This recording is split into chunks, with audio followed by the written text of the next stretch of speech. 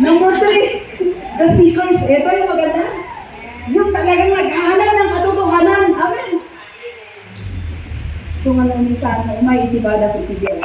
You have to seek the truth. Okay, so dalawang klase maglang seeker niya. Nga makita tayo dito binasa tayo lang tayo.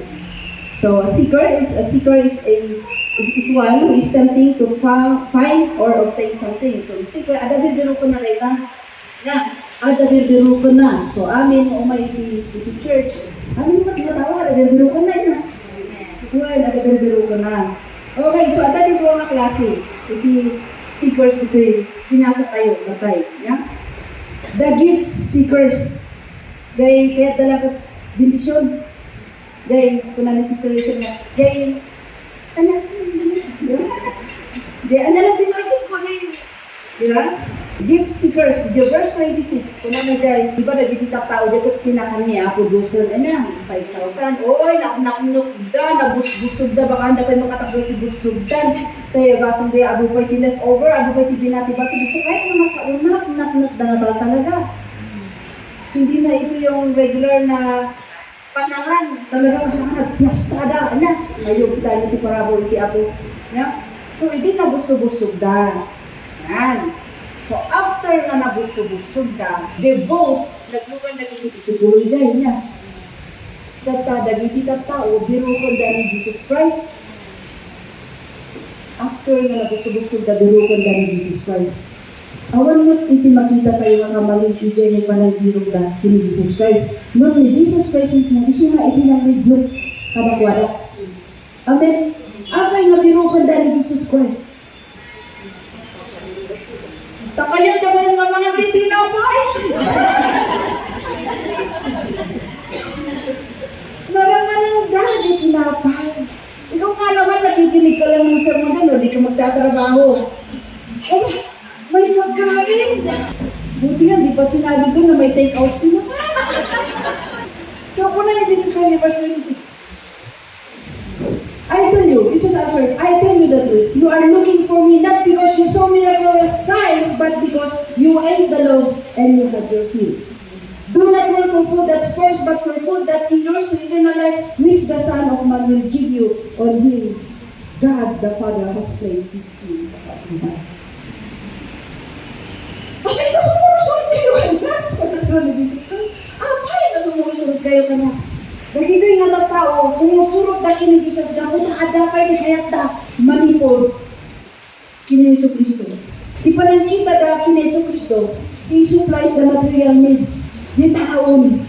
Nung inipagbaga ni Yesu Cristo, makita yun, the last part niya, inipagbaga ni Jesus Christ, I am the bread of life. Pagbaga na, hang kayo nga trabaho, tara lang itinay, tara o mo mabalimot niyo madadaan. So, yung pagbaga na dyan, dapat yung mas importante nga kawalan na Yesu Cristo nga itag kalakwada, aside from the food, the supply, material things, financial things, kakapsa. Busy tayo, We are too busy doing the cares of this world. Busy tayo magtrabaho. Kasi kailangan ko ng ganito. Marami akong kailangan ganito. Magpagbaga niya ako just dito. Do not work for the food that spoils. Puro ijumati magbaga niya tayo.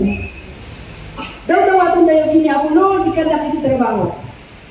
Ika na kiti trabaho niya ako. Adik na ako kati trabaho.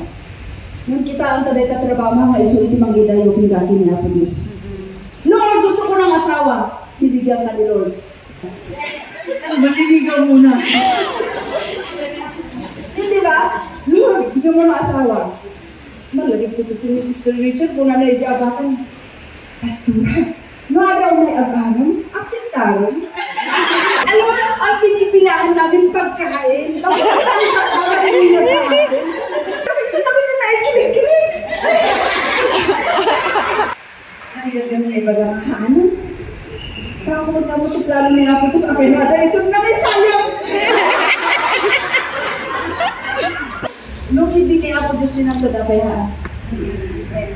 Nung mga nagjabutin nang ipatulog-tulog ay amin. Uray, mataya ang mabalo. So, lahat ng hinihingi natin, imagine mo, ititad niya ako. Nang masapol nga amo tayong ay handle. Amo tayong madaytan ko sa mga tayo ko na tayo. Iti dahati nga naramitan di devotion tayo kini Apo. Dahati ka nagkakararag kamot. Nandaw. Nung hindi nagkatrabaho kang katanggal makakararag. Apa yan? Nagmamad. Dali ka kasi pumunta sa trabaho mo. Ting umaga. Hindi ka na rin makapag-pray sa gabi kasi pagod ka na rin sa trabaho. Hindi ka na rin makapag-join ng mga fellowship dahil may trabaho. Trabaho man yan o business o ano man yan. Ada pala tayo ng pili. Choice tayo. Ang di trabaho, apay may sa. Kung ibiro tayo ay di trabaho, mahan tayo nga makaligtaan. Yun ang mabaybayan. Kaya dati na pasig tayo maag silbi kini Apo Diyos. Amen? Hello? Amen. Para kayo yung ano na, sisirunan ba kayo? Pasensya na, ganito lang talaga akong magsalita. Okay, so, dagito yung natatao, sumusunod dahil they are the gift seekers talaga. I want, Lord, I want this, I want that. Puro once, kaya dama maala, dagiti ano na bindisyon, iti ako. Niya ako Diyos, nature niya ako Diyos, timang bindisyon, kadagiti tao. Uray dawat tuwa mo, dawat ang itong sani ito na, tamo na naman ito pagkasapulang, ay kanto mainit. Kami tayo ba't mainitan? Namati kung saan? At masisira ka na we benefit from the presence of God. Uray titudo, amin yan naramit ako, it's all blessing. Para ka lang iti precious na. Ngayon, may sasaroon din na tayo makapasok. Ada yung sagsagana, iti ako. Gusto nga kaya na sa word. Kuna na ijay, your ancestors, dagiti ancestor yo, dagiti na hindi mo na matatawag, hindi mo na naigay na, kat lang nahanda iti mana. Diba? Nagtinag ti mana. Lumamisan ti tao, ti kaya't na lang at tintinag. Diyan, di easy ah. Nung niya ako, Diyos, halaan na di mana, na ipoprovide na ti kaya't na itating ka. Automatic na talada ito bigso, but there is something, there is more that God wants to give to you. Hana ang majin, mana makakanutin ang alaw. Amen ba? Amen. Oh, hallelujah. Sakit ang karabong ko. Teka, nakamagkat ko kami kung bukaw kailang. Praise God. So, why do you keep on following me? No, gusto ko ma. Mana, ano natin gapo? So, uray man kanda tayo, kita amag tayo, itibagi tayo, apay, gama sulok-sulok na Apo Diyos. Natanong mo ba yan sa sarili mo? Apay, kaya marami na dati kung namin,